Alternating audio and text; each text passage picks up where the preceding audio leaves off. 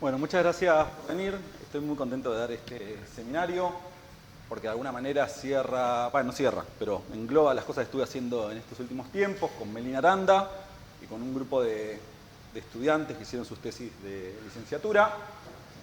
El trabajo tiene que ver con invasiones en general. Las primeras diapos que les voy a mostrar son diapositivas de invasiones para que tengan algunos elementos para poder seguir la charla. Y vamos a hablar un poco de la teoría de filtros que se usa para el ensamble de las comunidades y de estos ecosistemas nuevos que vamos encontrando en la actualidad. Bueno.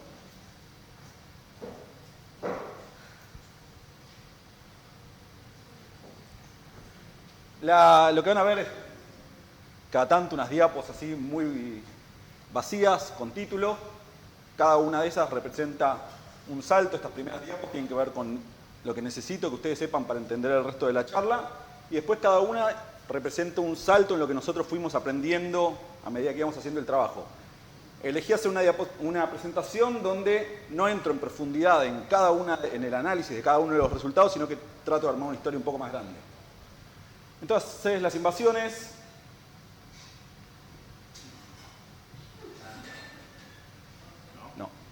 ahí son uno de los principales componentes del cambio global, junto con el cambio de uso de la tierra, la explotación directa, el cambio climático y la contaminación. Tienen impactos muy grandes sobre las comunidades y los ecosistemas, que a la larga terminan repercutiendo sobre nosotros.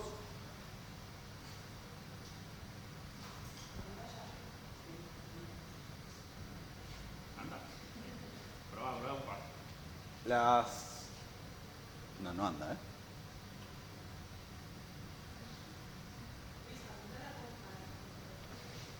Ahí. Vale.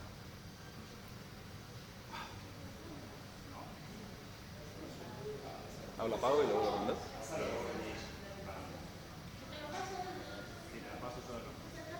Bueno, están muy distribuidas en la superficie del planeta. Esta figura muestra para 6 taxones distintos, desde anfibios, artrópodos, aves, peces, grandes mamíferos y plantas. Muestra la distribución en el planeta y lo que sería la severidad del número de especies que están invadiendo en cada uno de los sitios. Mientras más rojo, más número de especies invasoras. Fíjense, por ejemplo, las plantas que hay sitios que pueden llegar a tener hasta 1800 especies invasoras. Artrópodos también. Y esta figura es bastante compleja y lo que yo quiero transmitir con esta figura es esa complejidad. Entonces, vamos a tratar que más o menos se entiendan algunas cositas, pero lo importante es como esta maraña que hay. En esta figura vemos grandes subcontinentes, por ejemplo, Asia templada, Europa, África. Acá se representa cada uno de estos tics representa 1000 especies y muestra de dónde salen las especies y a dónde van a parar. Por ejemplo, estas son, podemos decir, 2000 especies de Asia templada que están invadiendo Norteamérica. Hay especies de Asia templada que invaden Asia también hay. Estos loops adentro de los subcontinentes también. Entonces es un proceso que es global, es muy complejo en términos de los intercambios bióticos y también, bueno, Asia dona muchas especies y también recibe un montón.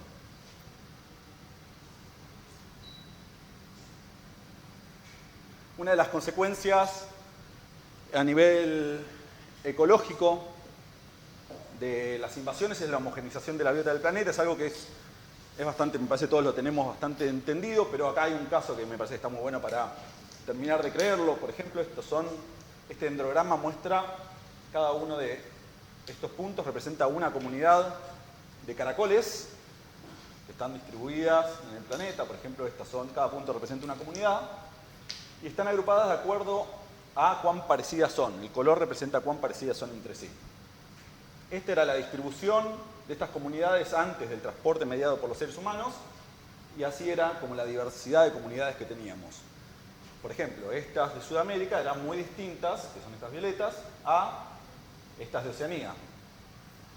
Entonces, si nosotros quisiéramos hacer una relación entre la similaridad de las comunidades, comparar esta con esta de acá, que está muy cerca, y compararla con esta de acá, en función de la distancia, ¿qué esperaríamos que pase? Mientras más distantes están las comunidades entre sí, más distintas. Entonces, podríamos pensar una cosa así.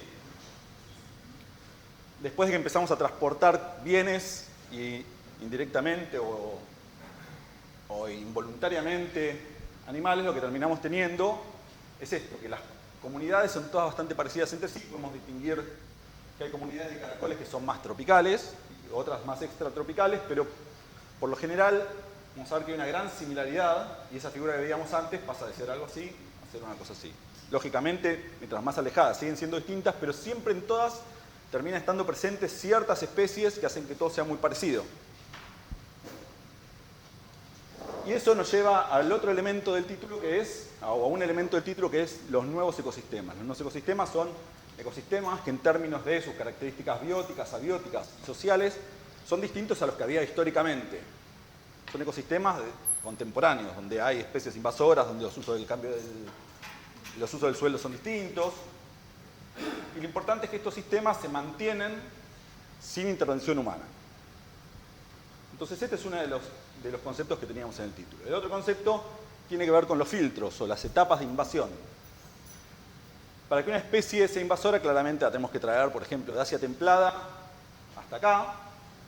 Y la probabilidad de que una especie que traemos de otro lugar se establezca va a tener que ver primero con la presión de propágulos.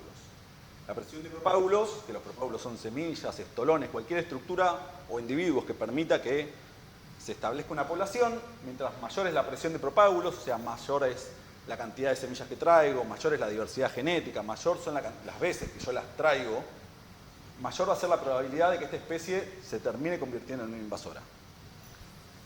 El segundo paso es la colonización, que esas semillas, esos propágulos que yo traje se puedan instalar, y eso tiene que ver con el nicho fundamental de la especie.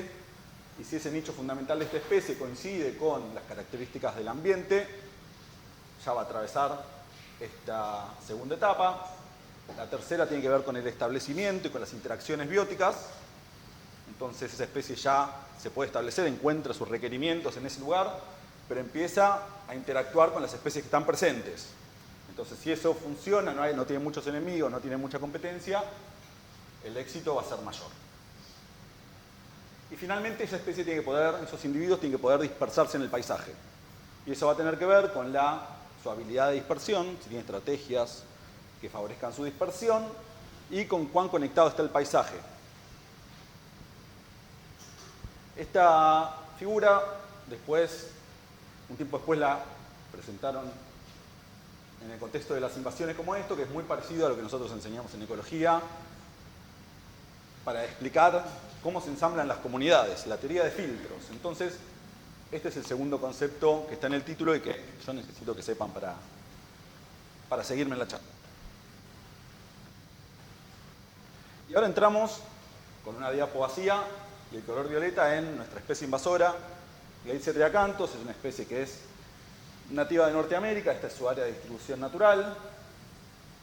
Es una leguminosa, un árbol de alta tasa de crecimiento, tiene mucha producción de semillas, muchos rebrotes. Si nosotros cortamos un árbol, enseguida empieza a crecer a partir de raíces gemíferas.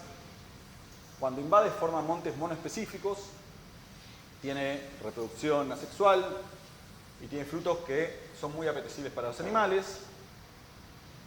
Las consecuencias ecológicas que tiene es impacto sobre las comunidades nativas, genera ambientes que son muy limitados en términos de radiación y eso termina excluyendo a otras especies que estaban presentes, también genera cambios en el ciclado de nutrientes. Y en cuanto al impacto que tiene sobre la sociedad, reduce el área cultivable, produce daños materiales en los vehículos, en las maquinarias, tiene estas espinas que no se ven tanto acá, pero que son responsables de muchas pinchaduras en las maquinarias y en los vehículos, y los costos de control y mitigación son muy elevados. De esta área de distribución natural, hoy, a partir de estos datos de la base global de diversidad, lo que se ve es que está invadiendo en numerosos lugares del planeta. Acá vuelvo a traer cada tanto estas diapos de la teoría de filtros. Y en Argentina invade desde el norte, desde Jujuy, Salta, desde las Yungas, hasta el sur de la provincia de Buenos Aires. Y entra en bosques subtropicales, en bosques secos y en pastizales templados. En la Facultad de Agronomía hay una larga historia de estudio de la invasión de acacia negra, Y Entre Ríos, que es el lugar donde nosotros trabajamos en particular, está presente en casi toda la provincia. Ha sido declarada una plaga provincial, entonces los responsables de cada uno de los establecimientos tienen que tomar medidas para su control, algo que generalmente no pasa, o que tiene muchos baches porque invade generalmente caminos o zonas que entran en un gris en términos de quién es el responsable. Y en cada uno de estos puntos de la provincia de Entre Ríos, lo que tiene que haber ocurrido es esto. En algún momento llegaron semillas, esas semillas germinaron, esto es muy básico, pero es importante. Se convirtieron en plántulas, algunas quedaron como parte del banco de semillas. Estas plántulas después se convirtieron en juveniles y esto estuvo muy condicionado por lo que pasaba en términos de las condiciones bióticas y abióticas del sitio. Y después de 10 años aparecen los adultos que se reproducen y pueden mantener esta población. Hasta que pasen esos 10 años, esta población solamente va a estar alimentada por dispersión desde alguno de estos otros puntos de la provincia de Entre Ríos. O sea, hasta que no haya árboles adultos que produzcan chauchas con semillas, esta población no se autosostiene. Entonces, sí o sí, en una especie de dinámica de metapoblación tiene que estar como recibiendo propágulos de otros sitios. Nuestra pregunta inicial, entonces, para empezar este trabajo, allá por el 2019, fue saber cuáles eran los filtros que operan en etapas tempranas de la invasión de acacia negra y cuál es la permeabilidad que tiene el paisaje de Entre Ríos a esta invasión. Empezamos trabajando en la reserva de usos múltiples El Potrero, que está ubicada en Gualeguaychú, muy cerca del puente internacional con Fray Bentos. Esta reserva tiene 18.000 hectáreas destinadas a la conservación de bosques semicerófitos, bosques de transición, bosques y pajonales inundables, y lo conjuga con forestaciones, que son 5.000 hectáreas, y también un área significativamente menor de otros cultivos. Si voy muy rápido, me pueden preguntar. Si hay alguna figura que quieren más desarrollo, me pueden preguntar. Esta es una imagen de la reserva. Fíjense, todo este cuadriculado son los rodales de eucaliptus, que es la principal especie forestal. Acá tenemos también el ordenamiento. Todo lo que vemos acá en violeta o en rosita son forestaciones. Lo que vemos en verde representan áreas de reserva. Y estos son cómo nos organizamos nosotros para trabajar. Cada uno de estos rectángulos representa uno de los bloques que usamos. Tuvimos 5 bloques. En cada uno de esos bloques teníamos rodales que iban desde bosque natural a forestaciones de 1 año, 4 años, 7 años y 10 años. Luego de los 10 años se cosecha. Cada simbolito representa uno de estos sitios, así más o menos pueden entender cómo era. Y entonces todos los sitios muestran algún grado de invasión por acacia negra. Esta es una plantulita de un juvenil o una plántula de acacia negra, acá hay otras. Y entonces, para responder las preguntas que les proponía antes, nos enfocamos en estos procesos, en la germinación, mejor dicho, en la emergencia, porque era un ensayo de germinación a campo, y en el establecimiento. El primer ensayo tuvo que ver con qué pasaba con las semillas. Entonces, las semillas, su supervivencia se ve amenazada principalmente por los roedores que las consumen, y nuestra hipótesis era que a medida que avanzaba, que transformábamos un sistema natural en forestación, bajaba muchísimo la heterogeneidad ambiental, bajaba la oferta de recursos y bajaba la oferta de refugios, y a medida que la plantación iba creciendo, se acrecentaba cada vez más hasta llegar a este sistema donde lo único que teníamos era hojarasca de eucaliptus y árboles adultos.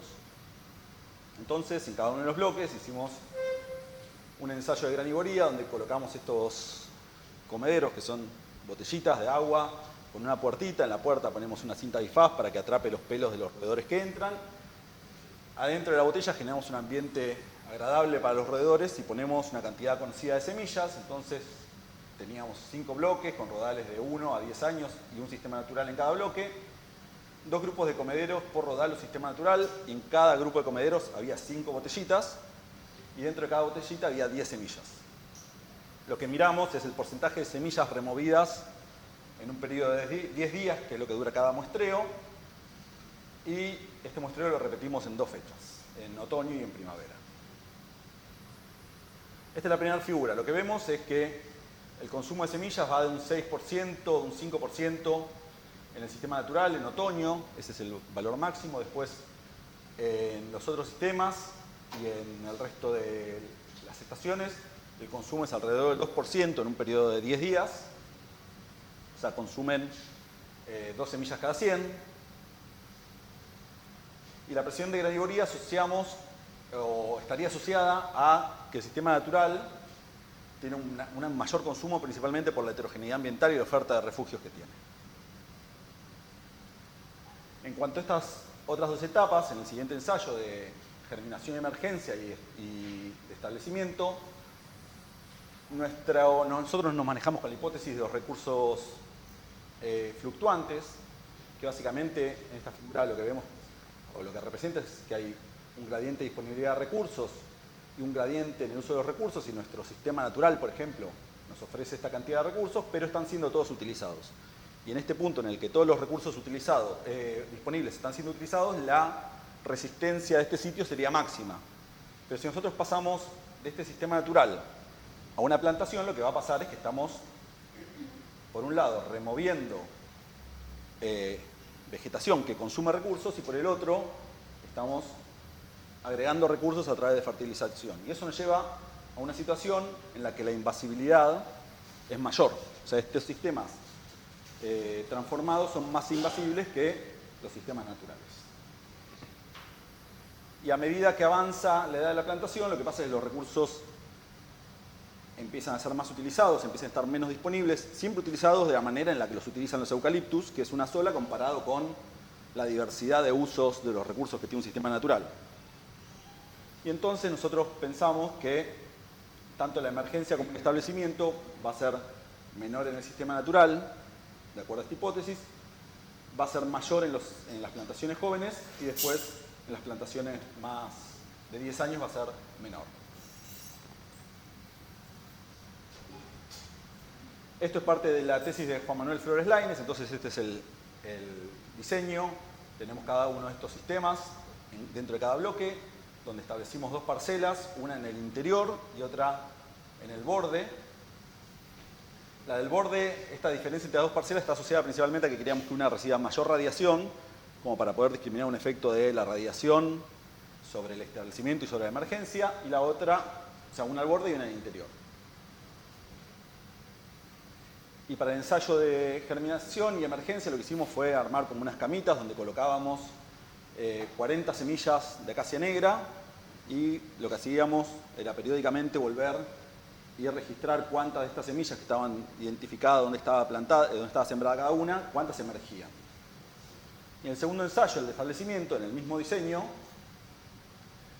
hicimos también estas dos parcelas donde teníamos, además dentro de cada uno de estos dos sitios, unas fertilizadas y otras no fertilizadas, para saber más o menos cuál fue la influencia de la disponibilidad de recursos de nutrientes. Entonces teníamos, comparando esta con esta, sabíamos el efecto de la radiación, y dentro de cada una podíamos tener un efecto de nutrientes. En términos de emergencia, fíjense en los valores. Emergencia es una proporción de 0 a 1, y lo que tenemos es el valor mayor de emergencia, está cerca entre 0,03 y 0,04.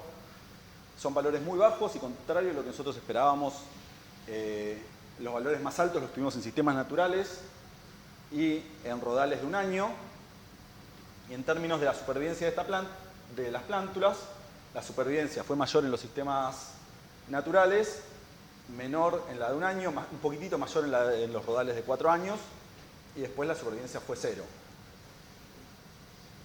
Esto nosotros lo asociamos principalmente al contenido hídrico del suelo, que es mayor en el sistema natural. Las plantaciones por lo general tienen menor contenido hídrico en el suelo, y en particular en los rodales de un año, donde es muy reciente la plantación, no hay cobertura vegetal, hay muchísima radiación y muchísima temperatura del suelo, temperaturas que alcanzaban más o menos 40-50 grados, y por eso pensamos que la supervivencia fue menor en los rodales de un año.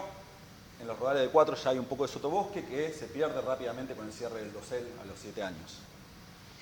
Pero fíjense, y lo que yo quiero que se lleven de estas figuras principalmente son los valores.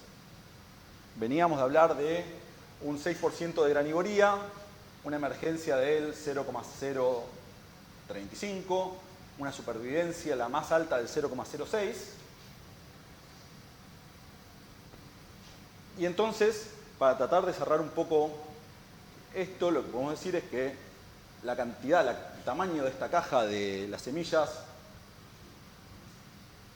es más chica de lo que pensamos, de que la cantidad de semillas que llegan a plántulas van a ser muy pocas y la cantidad de plántulas que llegan a establecerse van a ser mucho más pocas, mucho menor, perdón. Entonces ahí dijimos, bueno, pero ¿cuántas plántulas encontramos? Y ahí justo estaba, Luciana estaba haciendo la tesis con Victoria Piazza y conmigo y hicieron este censo, digo hicieron porque justo este viaje nació mi hijo y no fui. ¿Cuántas plántulas tenemos por hectárea? 6.500 plántulas de acacia negra. Comparado con, esto en el sistema natural, ¿no? Comparado con 227 plántulas de espinillo, que es la principal especie componente del dosel del bosque nativo.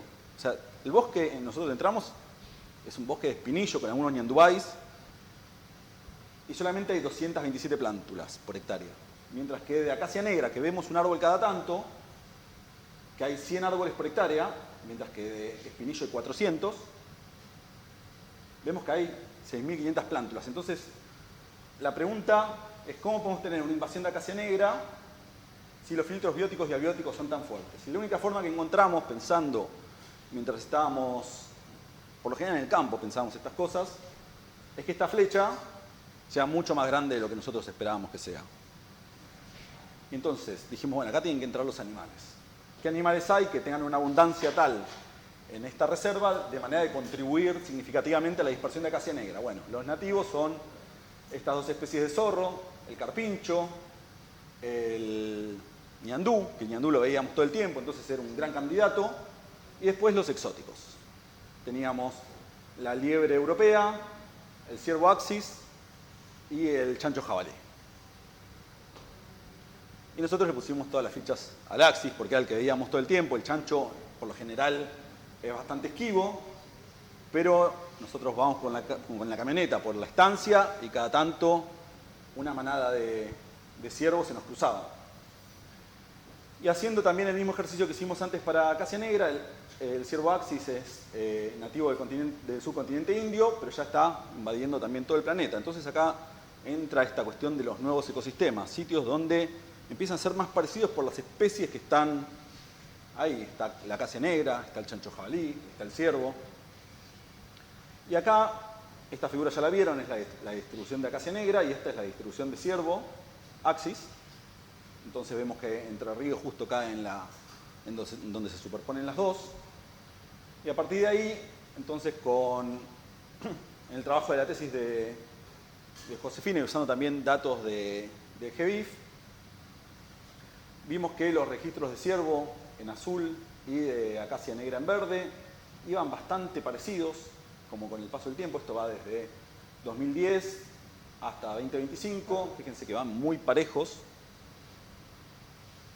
Y en estas figuras vemos polígonos mínimos convexos representando la distribución de acacia negra y del ciervo axis desde 2015 a 2025 y vemos que las dos crecieron un montón en términos de su distribución y que el área de superposición es enorme. Entonces, ambas especies casi que triplicaron en 10 años su distribución y el área de solapamiento equivale más o menos a medio millón de hectáreas. Entonces hasta ahora era como, bueno, estas dos están interactuando, estas dos tienen que estar haciendo algo, bueno, veamos. Hicimos un muestreo de heces en sistemas naturales a través de transectas que tenían 50 metros por 4 metros de ancho, donde registrábamos cada pilita de pellets de heces de ciervo axis, registrábamos dónde estaba ubicada, las juntábamos, las traíamos al laboratorio, contabilizábamos el número de pellets por muestra y dentro de cada muestra las desarmábamos y nos fijábamos si esas semillas, si esas heces tenían semillas en su interior o no y de qué especies pertenecían. Y lo que encontramos, esta es la distancia desde el inicio de la transecta hasta los 50 metros, encontramos principalmente heces de ciervo axis y de jabalí. De las especies nativas encontramos heces, pero ninguna tenía semillas.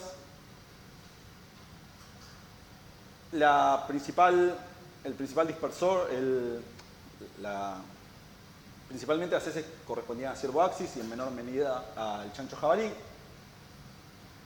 La probabilidad de que una muestra de heces, una de esas montañitas de heces, tuviera semillas era del 50% y la mitad de esas semillas era de acacia negra y la otra mitad, esto sería en rojo axis y en azul jabalí, la mitad era de acacia negra y la otra mitad, un poquitito más, era de espinillo, que es el principal componente del bosque. Y para el chancho jabalí las proporciones eran un poco menor, pero también dispersaba ambas especies. En cuanto a la cantidad de semillas que tenían cada muestra de heces, para el ciervo axis tenían alrededor de 6 semillas de acacia negra y 6 semillas de espinillo, y para el jabalí estaban alrededor de 2 semillas. Entonces la mitad de los grupos de pellet contenían semillas, que podían ser de acacia negra o de espinillo. Este valor en jabalí era un poco menor. Y cada grupo de pellet contenía en promedio 7 semillas de cada una de las especies. Esto se traduce, si lo pasamos a valores por hectárea, de que el ciervo dispersa produce 2.000 heces por hectárea, que representan 15.000 semillas por hectárea, de las cuales la mitad son de espinillo y la mitad son de acacia negra. Y en el chancho jabalí la proporción es mucho menor. ¿Qué pasa con las semillas? Acá, perdón. Estos son los mismos valores de antes, de la probabilidad de que tengan semillas y la cantidad de semillas por heces.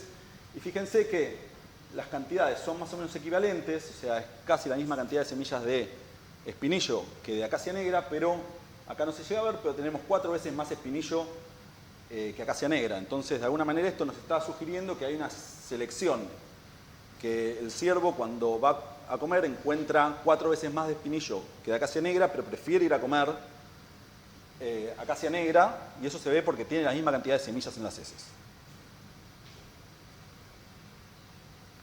Y entonces de estas 15.000 semillas que le decía antes, que 6.000 o 7.000 son de acacia negra, está bastante en número con la cantidad de plántulas que encontramos.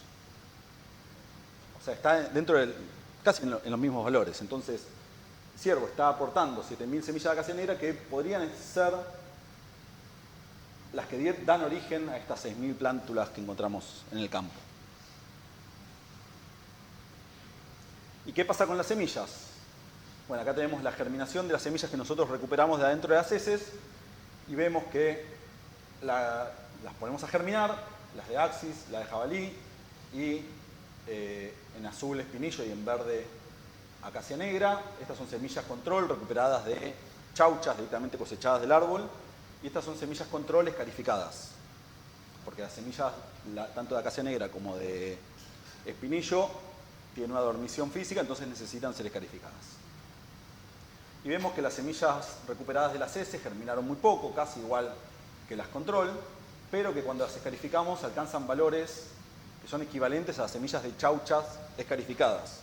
Lo que nos da a entender entonces que el consumo de ninguno de los dos mamíferos promovió la germinación, pero que luego de la escarificación las semillas consumidas por estos dos mamíferos alcanzan valores similares a los de las semillas que no son consumidas. O sea que no producen ningún daño, no producen ninguna promoción de la germinación, ni nada. Entonces esta alta disponibilidad de semillas asociada a la actividad del ciervo y en menor medida a la del jabalí, de alguna manera estaría como pasando por encima de las restricciones que impone el ambiente tanto biótico como abiótico que veíamos en la sección anterior. Y esto, justo también este año, salieron 2 trabajos que realizaron en el Palmar, en Entre Ríos también, de Spielberg y de Gurtler, donde ellos trabajaron en el Palmar tienen ahora un sistema de control de especies exóticas, donde tienen apostaderos, donde los cazadores pueden ir y cazar estos animales a cambio de dejar los estómagos para hacer estudios de contenido estomacal. Y estos 2 papers muestran que tanto el ciervo como el jabalí tienen dentro de sus dietas, en sus estómagos, parte de acacia negra, que es este honey locust. Bueno, y ahora la siguiente pregunta es si es algo puntual de Entre Ríos, viendo cuán general puede ser este patrón que encontramos, ver si es algo que pasa en Entre Ríos o que ocurre en general. Entonces, a partir de gracias a Sobre la Tierra, que nos hizo una entrevista. Esa entrevista la levantaron en un montón de medios. Y a partir de eso, Mariano, que no está por acá, me mandó este video del campo de su viejo.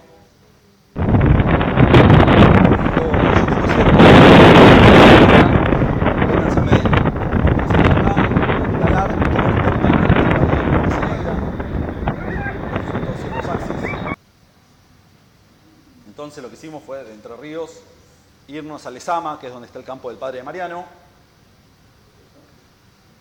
Queda entre Lezama y Castelli. Este es el monte que veíamos recién los ciervos iban por acá. Todo este monte tiene algunos talas de barranca que están asociados a esta laguna, pero ahora todo este monte es de acacia negra. Entonces ahí repetimos exactamente el mismo muestreo para tratar de tener algo como para poder comparar con lo que pasaba en Gualeguaychú. Entonces, transectas de 50×4, un ensayo de germinación para ver si lo que pasaba con las semillas era lo mismo o no. Y acá agregamos una cosa que era ver si la cubierta, las semillas son como si fuera un maní con chocolate, básicamente. Las semillas están recubiertas por heces, y esas heces son restos vegetales, son microorganismos. Entonces lo que quisimos ver en esta tercera parte es si esos microorganismos podían llegar a estar de alguna manera promoviendo la germinación o algo que nosotros no hayamos visto. Entonces, el muestreo lo realizamos en el monte invadido y en el pastizal. Y acá tenemos probabilidad de encontrar semillas en las heces, en el monte y en el pastizal. La probabilidad fue igual de alta que en Entre Ríos, más o menos.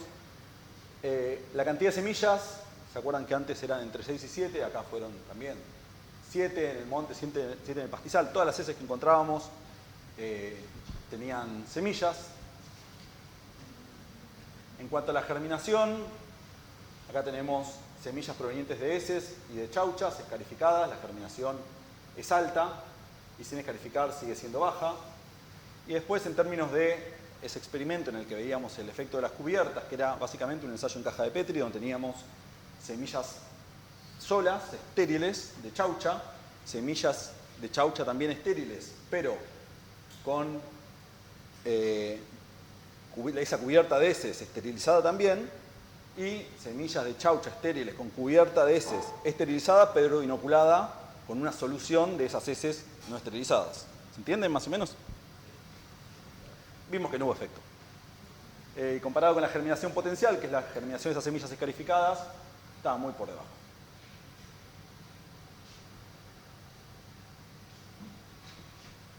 Y entonces, en la comparación, esto también es de la tesis de José, acá está Ana y acá está Joaquín y José en el muestreo de Lezama, Joaquín y Ana se coparon en venir a ayudarnos. La comparación entre Gualeguaychú y Lezama, lo que se encuentra es que hay una mayor probabilidad de que las heces de Lezama tengan semillas. Esto tiene que ver también con que en Gualeguaychú, estas son semillas de acacia negra, en Gualeguaychú eso se dividía un poco entre acacia negra y espinillo, entonces los ciervos de Gualeguaychú comían cosas distintas, mientras que los de Lezama nada más consumen acacia negra y eso impacta en la cantidad, en la probabilidad de que haya semillas en las heces. Pero en términos de cuántas semillas hay por muestra, están igual. O sea que es bastante... son dos sitios que están a 500 kilómetros de distancia. Son eventos de invasión de ciervos distintos. De acacia negra no sabemos. Pero más o menos el patrón es el mismo. Entonces la probabilidad de encontrar semillas en las heces fue mayor en el Lezama, pero la cantidad por muestra no cambió. Y esto nos muestra que los ciervos pueden tener proporciones estables en sitios que composicionalmente son distintos y sitios además que fisonómicamente son re distintos. Lezama es un pastizal, mientras que Entre Ríos es un monte seco.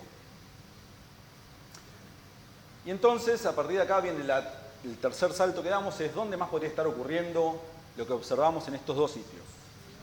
Entonces, usando datos de distribución del GBIF de vuelta para estas especies, el GBIF cada vez se está demostrando que los datos son confiables y cada vez se usan más en la literatura científica. No sé si usaron esta plataforma, pero básicamente ponen el nombre de una especie y levanta todos los registros de esa especie en el planeta y se alimenta de ciencia ciudadana, de muestras subidas a herbarios, de papers, y son datos que están refinados. Entonces, lo que hicimos fue, por ejemplo, para acacia negra y para Axis, hacer grillas de 1 kilómetro con celdas de 1 grado, y lo que nos fijamos era en cuántas celdas había coocurrencias, es decir, estaban las dos juntas, y en cuántas estaban por separado. Y a partir de los datos de distribución de una u otra especie y la coocurrencia, calculamos distintos índices que nos dicen si esas especies están al azar una de otra, o hay una asociación positiva o hay una repulsión. Estos son los mapas donde tenemos distribución de acacia negra en verde, de Axis en rojo, y en amarillo la coocurrencia. Acá mucho no se ve, pero hay nuestros sitios acá en Argentina y en Uruguay, en Australia, en Estados Unidos, y lo mismo para jabalí. Y lo que se ve es que tanto el índice de Jacquard y Sorensen dan que hay, y el alfa también, el alfa lo que tiene diferencia es que nos da también un valor de confianza asociado a un P. Siempre los tres índices nos muestran que hay una asociación positiva entre estas especies, que es un poco mayor para el jabalí, que es la especie que es peor dispersando. Entonces estos valores están por encima de lo esperado por azar. Hay una mayor asociación con el jabalí, que está también muy traccionada por la coocurrencia que hay en Europa, donde el jabalí es nativo.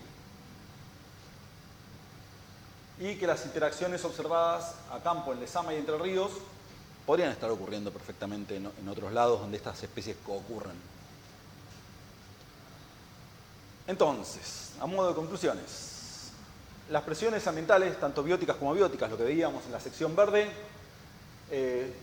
son muy fuertes y reducen mucho la probabilidad de invasión, pero tanto el ciervo Axis como el jabalí dispersan semillas de acacia negra, aunque no las liberen de su dormición. Esto favorece que se formen bancos de semillas.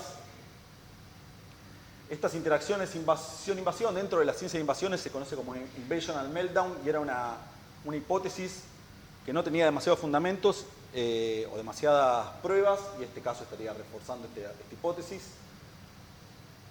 Que hay una concurrencia que sugiere que podrían estar dándose esas interacciones, que está bastante extendida en el planeta, aunque la concurrencia por sí sola no demuestra interacción. Entonces nuestros resultados en realidad lo que dicen es, che, vayan a mirar esto, a ver si en cada uno en sus sitios, miren a ver si está ocurriendo lo mismo que vemos nosotros. Interpretamos esto como una rejerarquización de los filtros que eran muy importantes cuando el jabalí y el Axis no estaban presentes. Ahora son menos importantes porque inundan todo de semillas y entonces ya no serían tan importantes.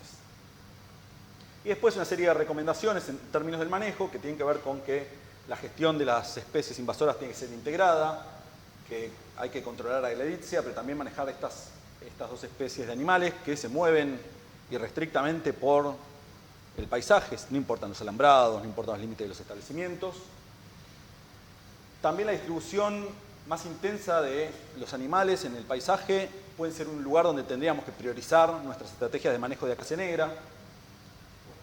Y después pensar que las invasiones ya en realidad son combinaciones de especies o complejos invasores que generan interacciones novedosas y que se refuerzan entre sí. Entonces hacen falta enfoques integrales. Y volviendo a esta figura de filtros, un poco a modo de cierre, acá hay un punto amarillo que no se ve, que representa una plántula de acacia negra. Debido a los filtros bióticos y abióticos, para que esta planta se establezca, y usando los datos más, como los datos que, como los más positivos, si quieren, o sea, los menos restrictivos, necesitamos 15.000 propágulos de acacia negra para que termine habiendo un individuo. Esa relación 15.001 entre las especies que llegan al pool regional, o que se dispersan al sitio, mejor dicho, y las que se establecen. Esto gracias a estos dos animales invasores. Se da porque pueden mover semillas de un lugar al otro en el paisaje. Finalmente, entonces acá a escala local lo que tenemos es una interacción en la que los animales pueden refugiarse en estos montes y encontrar alimento en estos montes de acacia negra, dispersarlos a algún lugar donde no está presente. Estas plántulas se establecen, se genera un nuevo monte y entonces hay como un posible feedback. Y esta interacción que nosotros observamos acá podría estar repitiéndose en cada uno de estos sitios donde estas especies están coexistiendo o coocurriendo. Y otra cuestión, que es lo que estamos empezando a trabajar ahora, es en realidad cómo estos dos animales pueden estar también produciendo cambios en estos filtros. Y para eso está Vicky Aspirós haciendo su tesis, donde va a ver el efecto de estas cubiertas en las heces sobre la resistencia que tiene la semilla de acacia negra al fuego, que es un disturbio muy frecuente en Entre Ríos. También viendo si al estar recubiertas por las heces, los roedores, que son un filtro importante en el banco de semillas, pueden no ver las semillas. Entonces tenemos comederos con semillas adentro de heces, semillas de chaucha y semillas de... O sea, la combinación de semillas de heces, semillas de chaucha y semillas de heces adentro de heces. Y vemos si las tasas de granivoría bajan. Y después, otra de las cosas que tenemos para ver es el rol de los escarabajos estercoleros, que ya encontramos que los escarabajos visitan, estas son heces de ciervo, los escarabajos las heces las empujan, las entierran, y entonces pueden estar favoreciendo de alguna manera el establecimiento. Y otra de las cuestiones también que tenemos en vista, que de acuerdo a lo que nos dijeron los responsables de la reserva, que los ciervos, cuando están en abundancias muy grandes, también podrían ejercer algún control sobre las plantas a través de la herbivoría. Entonces vamos a hacer un ensayo de consumo de plántulas y ver si hay una selectividad efectivamente del consumo de acacia negra sobre espinillo. Entonces vamos a hacer una prueba de cafetería para ver eso. Y bueno, eso es todo. Muchas gracias.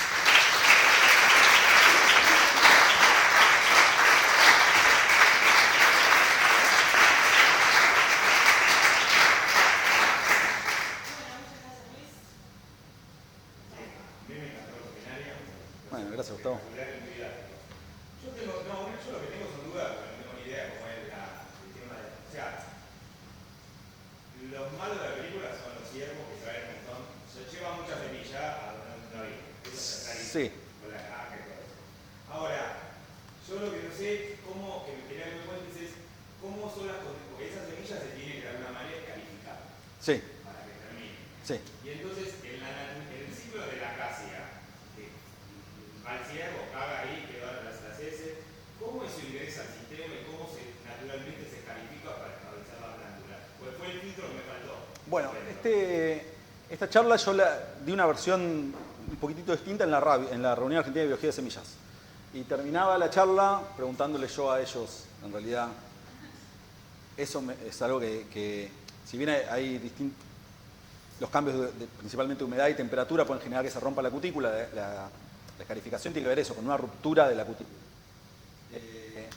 Y ellos nos dijeron principalmente, su óptica era, enfóquense en los cambios de temperatura, en los cambios de humedad, en los movimientos del suelo, incluso principalmente en Entre Ríos, donde el suelo es tan arcilloso, los movimientos del suelo con las sequías y después con la rehidratación del suelo podía generar una abrasión química, una abrasión física. ¿Algo más, Meli? ¿Pero el tiene que estar enterrada la semilla o puede quedar? No, ¿sabés qué? Y luego se... No, nosotros, bueno, Pues eso es lo que no sé. Nosotros encontramos dentro de las heces semillas donde ya la raíz estaba emergiendo y esa semilla o sea, ya está. Sí. Yo te invito, Meli, a que agregues cualquier cosa que se te ocurra.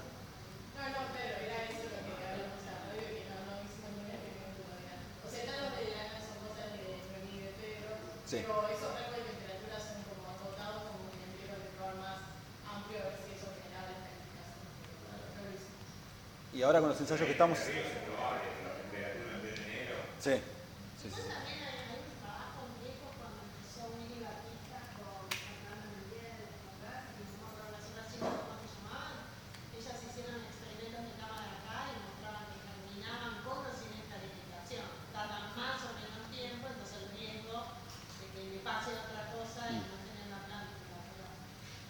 Sí, las semillas... En los ensayos que hicimos de germinación, las semillas no escarificadas se mantenían un mes y pico. También depende. Nosotros también quisimos hacer una vez el tema si había un cambio según el origen de la semilla en el espesor de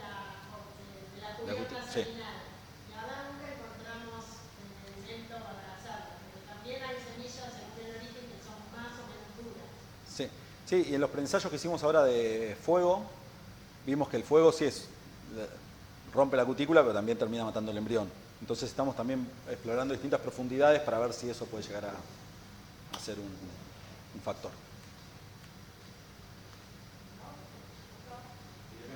Dale, dale. La otra que me pareció interesante explorar capaz es esa interacción chancho-ciervo, algo debe hacer. O sea, vos tenías, parece que no, en la cantidad Sí. de caca que deja en un lado del otro, pero puede estar jugando la interacción de los dos en la cantidad de semillas que lleguen con los ciervos. ¿Había una competencia entre los dos? No, ¿sabes qué? Lo que creemos es que hay como una diferenciación un poco de nicho, porque los ciervos tienen acceso a las semillas que están todavía en el árbol, mientras que los chanchos no. Y la dieta. La dieta también, uno es omnívoro. Los chanchos son omnívoros y ese es Sí. Y lo que sí estamos viendo ahora, tratando de empezar a ver con un estudiante que quiere hacer tesis, es la relación con el ganado vacuno, que en esta reserva no hay, pero que en Entre Ríos hay distintos usos, hay distintas categorías de reserva, algunas admiten ganadería, entonces ahí queremos ver cómo es la interacción.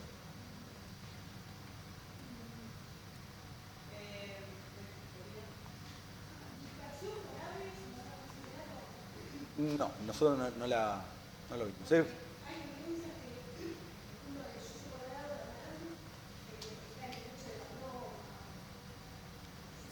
Sí. Es muy grande, sí. Yo tengo entendido que las aves que consumen semillas más grandes además tienen adaptaciones para romper la semilla. Claro. Sí.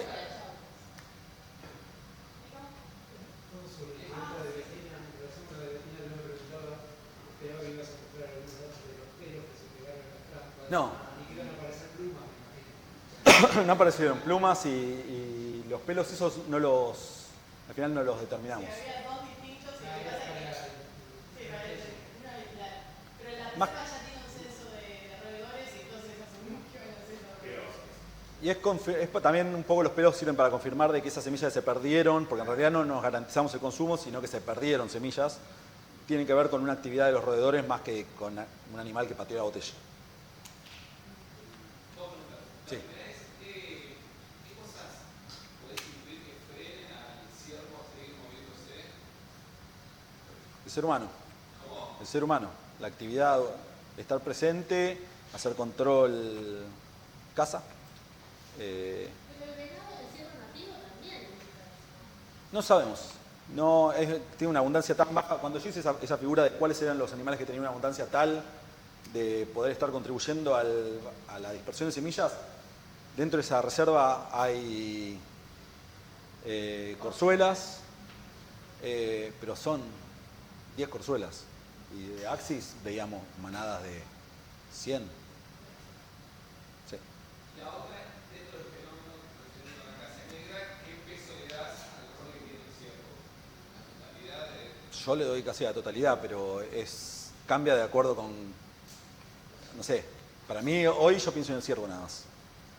Pero en esta región. En esta región, donde está el ciervo, sí. Hay muchos lugares en el que invadieron el ciervo. Sí, Sí, ahí está bueno. sí. Sí, por ahí capaz que, bueno, por ahí no lo comentaste, pero seguramente lo sabés, porque están haciendo experimentos ahí. Toda la problemática que tiene a su vez ese lugar en particular, por el ejido de Gualeguaychú, que no permite ninguna intervención de agroquímicos, lo cual complejiza más todo el tema de los controles, ¿no? Sí, ellos en la reserva, yo conozco bastante bien este caso de la reserva. Ellos, sí, Los potreros no pueden usar pero eso es por su elección, por su plan de manejo. tienen la presión, no, porque tienen la presión de Gualeguaychú, que llega del ejido, que llega un cacho al campo. Yo digo, yo fui bastante también en Sí. ese lugar. Tienen esa problemática del control de maleza, y me imagino que esto entra como también algo dentro de ese contexto, ¿no? De decir, bueno, tengo el problema y no lo puedo controlar con químicos, quizá el manejo de los ciervos, Sí. que ver si te deja de Gualeguaychú a eso. No, el manejo de ciervos está totalmente aceptado. Justo la dueños de la estancia no estaban muy de acuerdo con la caza, pero me parece que llegaron a entender que es el único... Los desastres que le hacen los mayoría Sí. de los países, no puede creer. Sí. ¿Hay algo por allá? Sí, Justo la presentación. gracias. Me preguntaba si en el experimento que vos hiciste al principio de bloques, si habían calificado las semillas. Hicimos semillas escarificadas y no escarificadas, ese fue uno de los tratamientos. Pero No, pero no, me llama la atención que las descalificadas no. yo solamente mostré, creo que eran las escarificadas, eran las dos, las no escarificadas, no, ¿Cuál experimento, perdón? en el de emergencia. Eran las... Lo que pasó es que ese año fue muy seco. Sí. Las escarificadas, lo que pasa es que ese año fue terriblemente seco. Fue 2021, ¿no? Sí. Del 20 al 21 en Entre Ríos. las escarificadas no sobrevivieron. Sí, bueno, me gustaba mucho. Gracias. La conocí y me encantó verla siempre de mismo. No, y tengo una idea así muy general de hace tantos años que hablo de la casa. La verdad que tengo la sensación que llegamos tan tarde a visualizar la problemática de la casa cuando ya son árboles y son montes, que tenemos en realidad como grupo también muchas pocas respuestas, porque la verdad que la invasión de Acacia Negra va desde Tucumán hasta Torquín, que es el sur de la provincia de Buenos Aires, y desde Entre Ríos y Corrientes hasta Catamarca. Y entonces es tremendo, casi todo el país tiene menos Patagonia y bueno, la parte más desértica.